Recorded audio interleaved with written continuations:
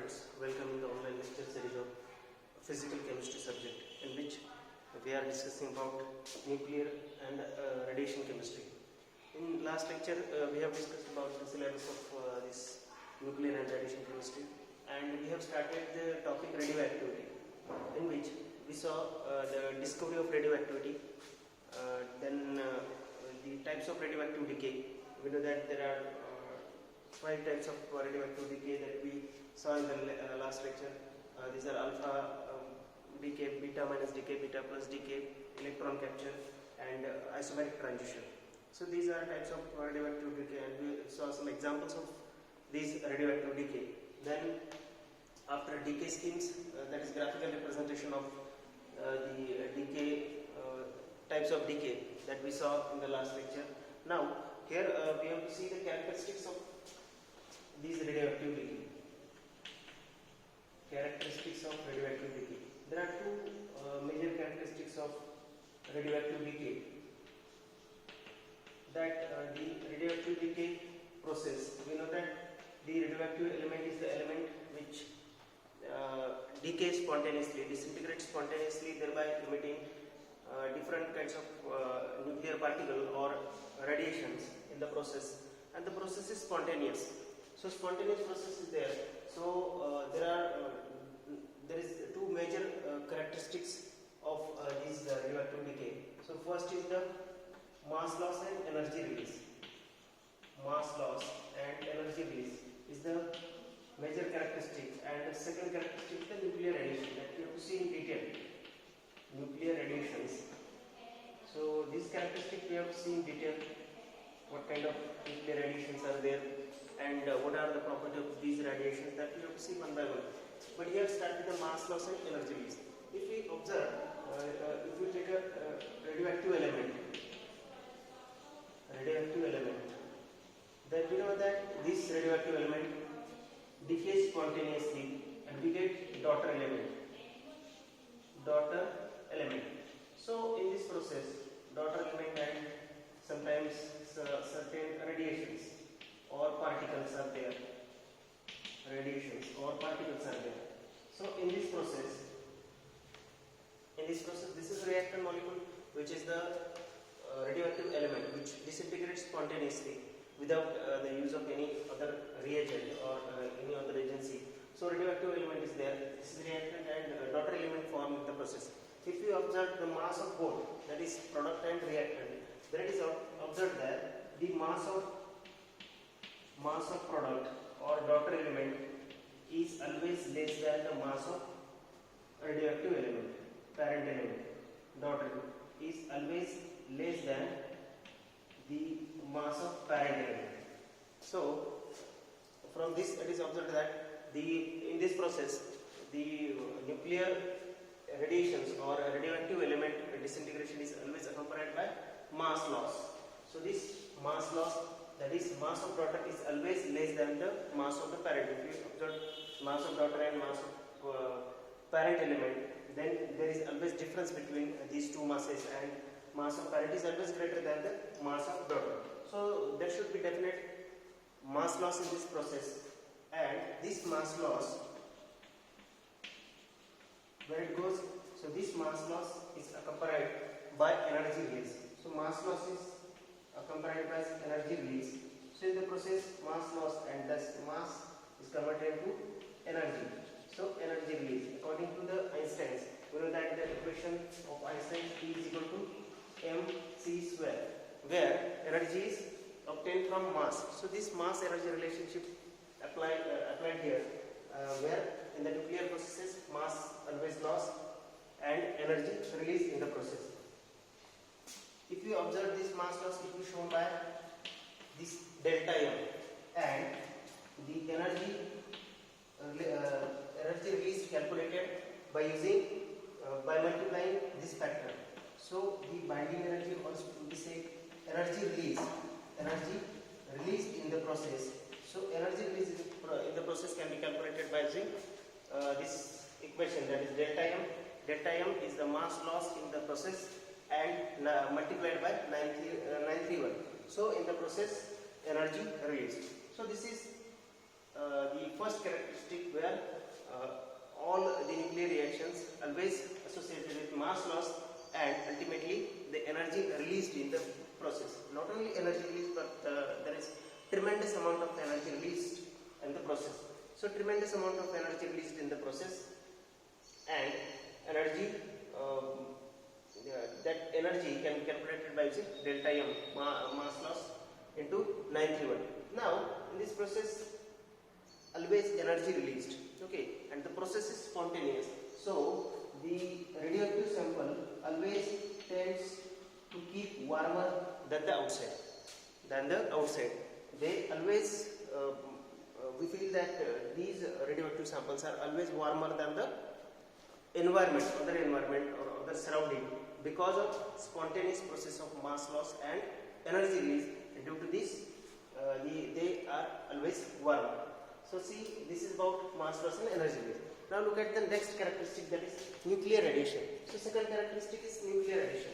We know that in the process, as the definition of radioactive element says that the nuclei of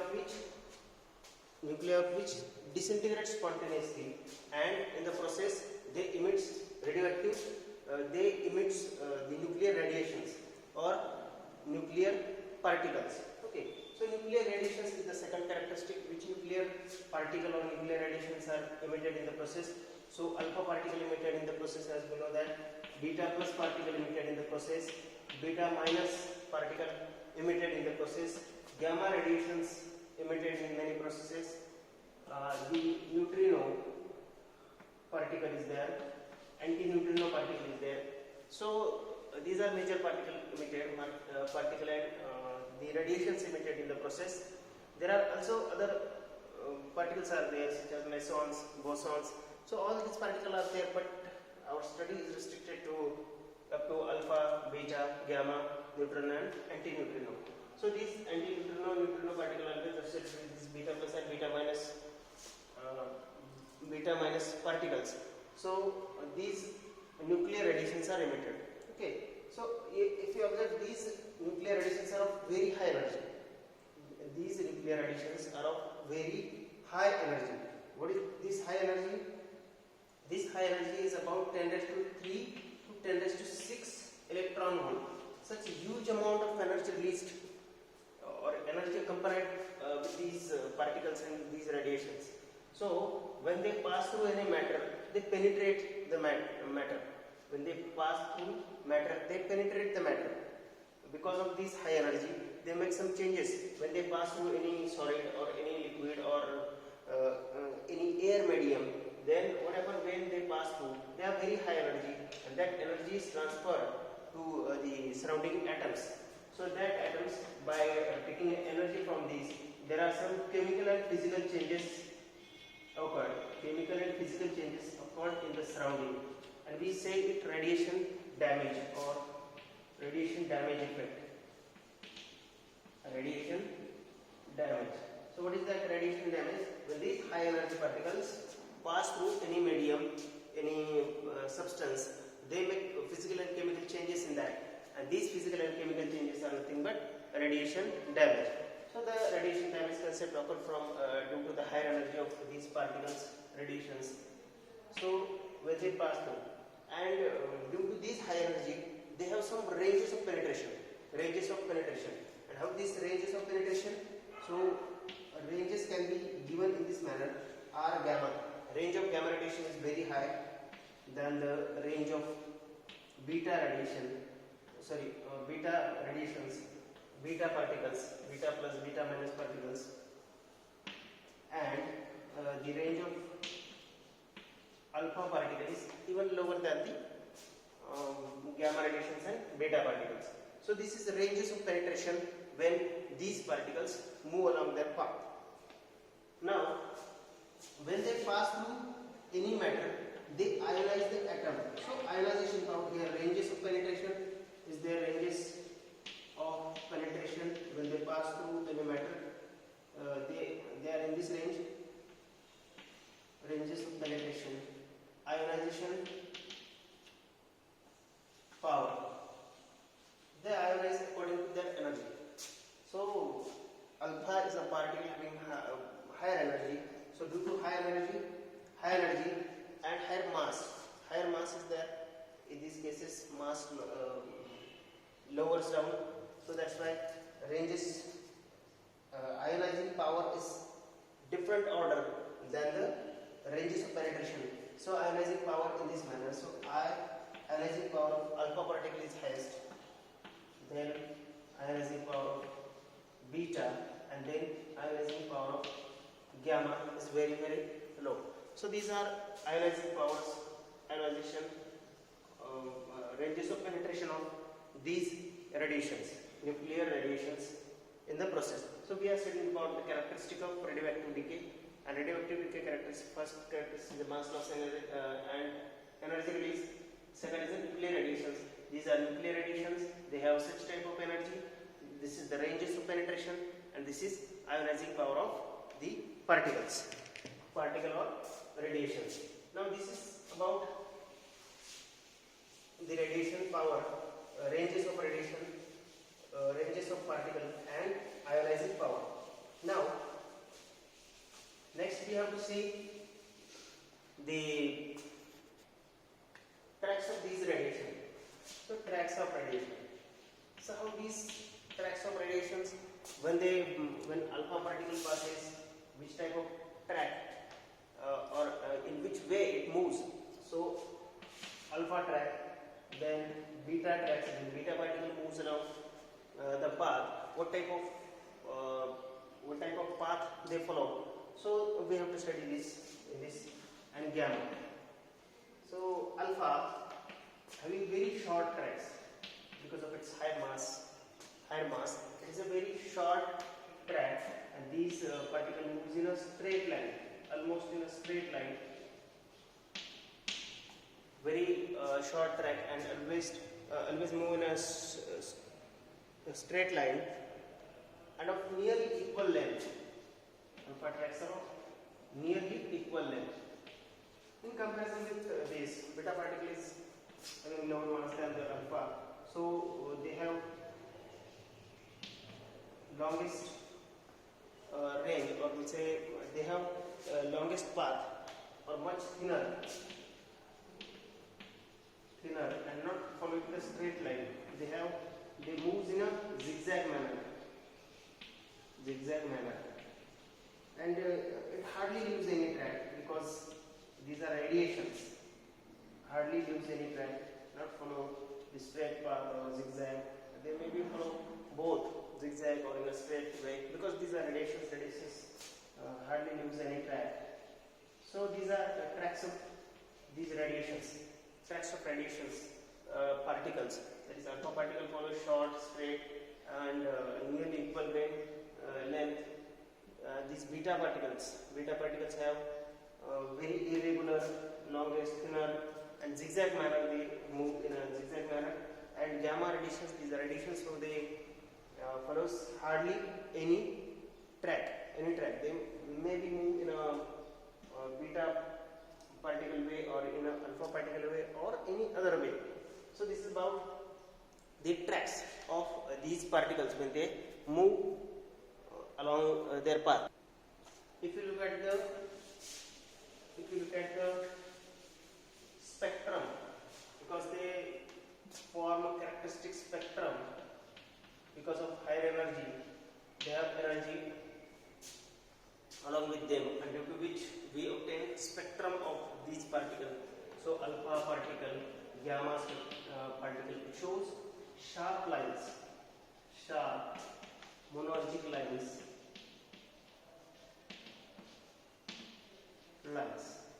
and beta does not, beta particle when it moves, or if we take the spectrum of beta particle, then these beta particles, these radiations, beta particles cannot form monergic lines or sharp lines, but these are continuous from 0 to maximum. Such type of graphical representation, or say spectrum, we obtain 0 to continuous, and here in this case we obtain the sharp lines in the spectrum. For alpha particle and gamma radiations, and for beta particle from 0 to continuous, that is continuous spectrum obtained, and here in this case line spectrum obtained. So this is about nuclear radiations. Nuclear radiations, alpha, beta, gamma radiations, particle, neutrino, antineutrino associated with them. They have certain characteristic, that is ranges of penetration, ionizing power, and these are having radiation damage effect when they pass through that, and they are specific tracks, alpha tracks, beta tracks, gamma tracks. So they have their characteristic tracks. So these tracks, and this is the spectrum where we obtain the spectrum for alpha and gamma radiations in a sharp lines manner, and here continuous spectrum obtained for beta particles. Okay. So next we have to study the decay kinetics. Next that we have to study is the decay kinetics. Decay kinetics. So kinetics, as we know that these are spontaneous reaction. Decay kinetics we have to study that. Decay kinetics. So we know that these are this disintegration are spontaneous, and only one element involved, one molecule involved, one element involved. So they strictly follows first order kinetics. First order kinetics. So all the radioactive elements, all the nuclear reactions follows first order kinetics, because only one molecule involved in the rate determining step in the reaction. So that molecule involved, so the first order rate constant or first order rate equation they always follow for nuclear reactions or radioactive decay. And from the kinetics we get idea about the mechanism of the reaction, reactions. So here we have to derive equation for decay constant, which is indicated by symbol lambda. Decay constant is here, which is indicated by symbol lambda. Now decay constant, we know that if any element decays as the time passes, the disintegration is there with time. Spontaneous disintegration of the radioactive element. So spontaneous disintegration with as the time passes. So initially the amount of the radioactive sample is higher. That is, suppose that N0 is the number of atoms of the element initially, and after time t, the elements after time t, because the radioactive the sample goes on decreasing, because it transforms to different element, and also the radiations or particles emitted in the process. So N0 is the initial amount at time t is equal to 0. When time is 0, the number of atoms indicated by symbol N0, and at time t, the N is the number of atoms remains. Okay, number of atoms remains. So in decay constant we can show that rate of decay of radio element at any instant is proportional to number of its atom present at that instant. So rate of decay of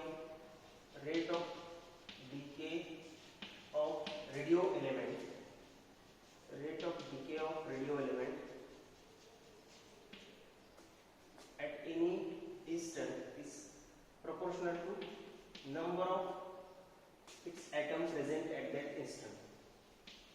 Number of its atoms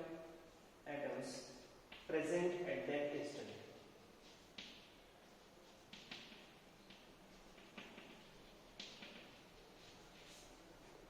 Number of its atoms present at that instant. So rate of decay of radio element. So how can we show the rate of decay of radio element and number of atoms present at that instant, at that particular instant, indicated by n. N is the number of atoms present at that instant. Okay. Next we will be continuing the next lecture.